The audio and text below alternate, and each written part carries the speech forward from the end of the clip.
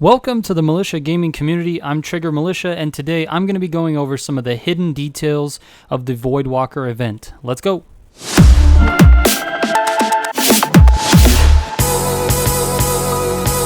For all you subscribers, welcome back to the channel, and if you're new here, thanks for clicking on the video.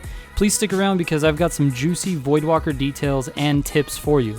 This video is not about every detail of the event, it's really just intended to provide you with a strategy and point out some of the things that you might have overlooked. Let's get straight into it. The event is 2 weeks long, so you should have plenty of time to unlock all the possible non-paid cosmetics. There are only 6 items to earn in this event and 7 items for purchase. The purchasable items range in price from $5 to $18, which honestly is a huge improvement over the last event where there were no low-priced options at all. This is all well and good, but the real star of the show is actually the 6 new legendary cosmetic items, the gold ones, being added into the general loot pool permanently, and for a limited time you can purchase them directly during the event. Otherwise, you will need to either get them in an Apex pack or craft them with your crafting metals. In case you were wondering, it only takes $53 to buy all of the purchasable items from the event store, and there are no event packs, which means no gambling on loot boxes.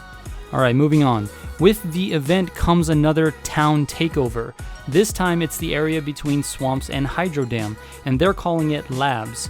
There's an underground bunker where the portal is, and here are some things to note about this area. A standard jump tower is about the same height as the portal, so redeploying is not really that. It's more like taking a balloon, except you can fly slightly farther because it is, as you can see, a little bit taller than a jump tower. Also, you cannot jump through the side of it. You have to jump into the top of the portal when you're coming from the dropship, which means if the dropship's path is too far away from Labs, it's going to be near impossible to hit the portal, and you might be forced to land on the ground outside of the lab.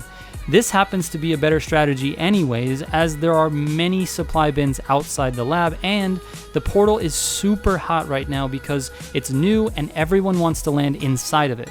The better strategy, if you want a chance at surviving a drop at Labs, is to land on the outside to get to the ground and the guns faster. I timed my landings and figured out that it takes 7.21 seconds to go through the jump portal and come out the other side, and it only takes 6 seconds to land on the ground from that exact height when dropping straight down. Not to mention, you can see who drops around you and potentially avoid them and get a nearby gun. I tested a couple of things, and you can't use your ultimate ability when using the portal to redeploy. This really would have been awesome, but you're subject to the same rules as if you hit a jump tower or a standard Wraith portal. If you redeploy while you are down, you cannot fly away or go anywhere because you are still down. So, using it to portal away to safety really isn't a great strategy because you are very visible when falling from the sky.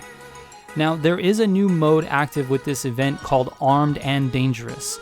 It is a snipers and shotguns only mode, and it is limited to the length of the Voidwalker event. There are a couple of things to note about this mode that you might not have caught in the patch notes.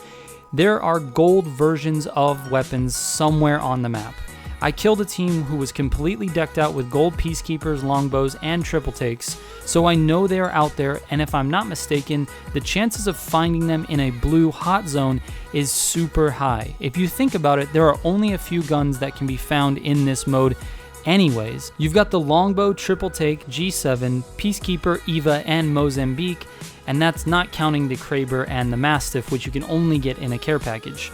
In addition to not being very many options for guns, the loot is severely limited, so attachments are kinda tough to come by. It's definitely worth your time to drop into the hot zone to find the gold version, because then you are fully kitted up from the beginning.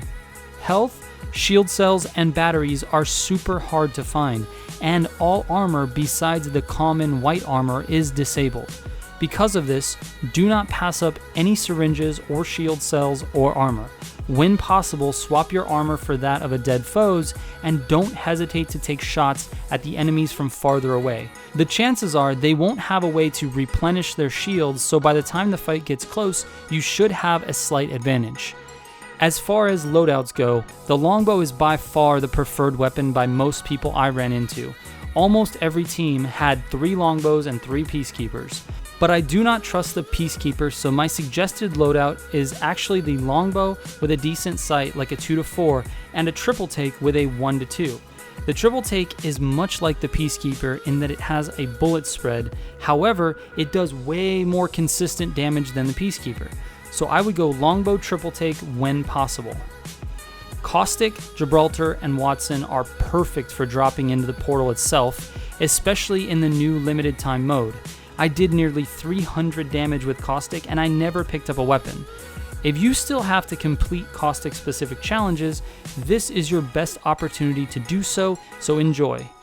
In the armed and dangerous mode, Lifeline, Watson, and Caustic are definitely the best characters to use in that order. Like I said, health is scarce and shield cells are tough to find, and everyone is running around with either long range or close range weapons, which means you don't want to be caught outside in a mid-range battle. Lifeline for health, Watson for shield replenishment, and Caustic for zone control. If you're looking to survive and win matches, those 3 legends are your best chance to do so because they have the ability to set the range of the fight. Alright guys, that's it for this video. If you have any of your own tips for this event or this new mode, please leave them in the comments below. If you liked the video, you know what to do, and I'll catch you on the next one. Trigger out.